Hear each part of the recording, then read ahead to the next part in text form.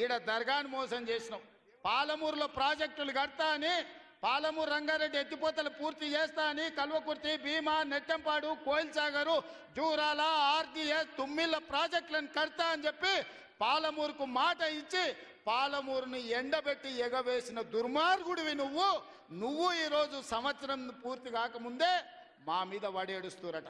ఆయన కోసం ఎదురు చూస్తురట. ప్రజలందరూ బాధ పడుతురట. అయ్యా చంద్రశేఖరరావు గారు, 4 కోట్ల ప్రజలు ఎవ్వరు బాధపడతలేరు.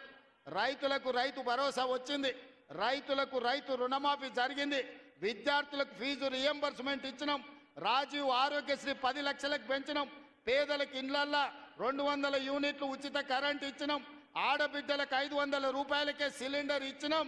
అదేవిధంగా ఆడబిడ్డలకు ఆర్టీసీలో ఉచితంగా బస్సు ప్రయాణం ఇచ్చినాం. 120 కోట్ల మంది ఆడబిడ్డలు ఈరోజు తెలంగాణ రాష్ట్రంలో ఉచిత బస్సు ప్రయాణం చేస్తున్నారు. దానికి 4,000 కోట్ల రూపాయలు ఖర్చు పెట్టినాం. ఇవాళ 10,000 కోట్ల రూపాయలు రాబోయే మార్చి 31 లోపల రైతు భరోసా పథకం కింద పేదల ఖాతాలో వేస్తాం. ఉపాధి హామీ కూలీలకు కూడా ఇవాళ ప్రతి కుటుంబానికి 12,000 రూపాయలు ఇచ్చినాం. ఇదే కాదు, తెలంగాణ సమాజానికి నిరుద్యోగ సమస్య, అలాంటి నిరుద్యోగ సమస్యను పరిష్కరించడానికి మొదటి సంవత్సరంలోనే 55,143 ప్రభుత్వ ఉద్యోగాలు ఇచ్చి దేశంలోనే చరిత్ర సృష్టించిన రాష్ట్రం తెలంగాణ రాష్ట్రం.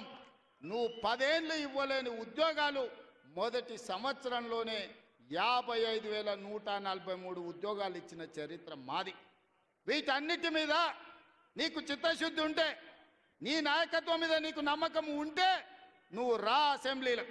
ఈ వివరాలన్నీ అసెంబ్లీలో పెడతా, చర్చ చేద్దాం. ఆయన కొడితేనంట బలంగా కొడతాడంట. సరిగ్గా నిలబడేది నేర్చుకోని ఆయన కట్టె లేకుండా. నీ పరిస్థితి ఎట్లుందో తెలంగాణ సమాజానికి తెలియదా? నువ్వు తూగుతున్నావా, సోగుతున్నావా, నువ్వు నిలబడగలిగే పరిస్థితిలో ఉన్నవా? ఆయన బలంగా కొడతాడంట, ఆయన లేచి వస్తాడంట. సోషల్ మీడియాలో నాకు ఆయనకు పోటీ పెడితేనంట ఆయనకు లైక్లు ఎక్కువ వచ్చినాయంట. టిక్ టాక్లో 10 ఏళ్ళు ముఖ్యమంత్రి చేసినోడు, కేంద్ర మంత్రి చేసినోడు ఇవాళ టిక్ టాక్లో కేసీఆర్కు రేవంత్ రెడ్డికి పోటీ పెడితే ఆయనకు లైక్లు ఎక్కువ వచ్చినాయంటే నాకు తక్కువ వచ్చినాయంటే ఇవాళ వాళ్ళ కార్యకర్తలతో మాట్లాడుతున్నాను. నేను అడగదలుచుకున్నా, ఆ మధ్యలో బాలీవుడ్లో కూడా సల్మాన్ ఖాన్కు, రాఖీ సావంత్కు కూడా టిక్ టాక్లో పెడితే రాఖీ సావంత్కి ఎక్కువ లైక్లు వచ్చినాయి. అంత మాత్రాన ఆమె సల్మాన్ ఖాన్ కంటే గొప్ప నటుడు నటురాలు అనేవారని అనుకుంటారా?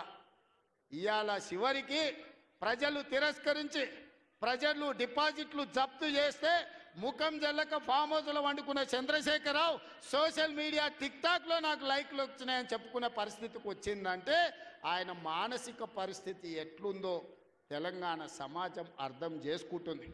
పెద్ద మనిషి ఆయన వయసులో, నేనేం కాదంటలేను. ఆయన పిల్లలు యమకింకర్లాగా తయారై ఊరి మీద పడి మేస్తున్నారు. ఫస్ట్ నీ కొడుకుని అల్లుని కంట్రోల్లో పెట్టు చంద్రశేఖరరావు. నువ్వు రా సభకు 5 తారీఖు నాడో 6 తారీఖు నాడో స్పీకర్ గారు అనుమతి తీసుకొని ఏబిసిడి వర్గీకరణ మీద మా మాదిగ సోదరుల 35 ఏళ్ల పోరాటం, అదేవిధంగా 100 సంవత్సరాలు బ్రిటిషర్స్ ఉన్నప్పుడు కులగణన చేసిరు. 100 ఏళ్ల వరకు బలైన వర్గాలు ఎంతమంది ఉన్నారో వాళ్ళ లెక్క వాళ్ళకే తెలియదు.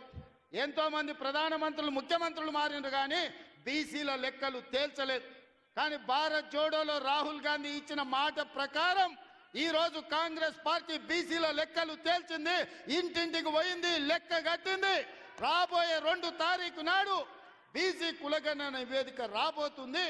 అదేవిధంగా మాదిగల వర్గీకరణ మీద కూడా జ్యుడిషియల్ కమిషన్ నివేదిక ఇవ్వబోతుంది. ఫిబ్రవరి మొదటి వారంలో అసెంబ్లీలో బీసీ కులగణన మీద, అదేవిధంగా మాదిగల వర్గీకరణ మీద సభను పెట్టబోతున్నాం. నీకు చేతనైతే చిత్తశుద్ధి ఉంటే సభకు రా, చర్చ చేద్దాం.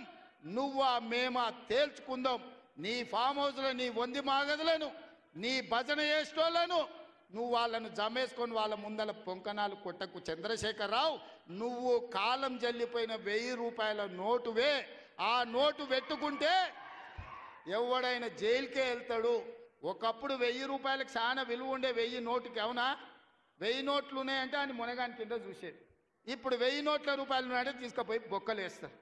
చంద్రశేఖరరావు గారు కూడా రద్దయిపోయిన 1000 రూపాయల నోటు, ఇంకా దానికి విలువ లేదు.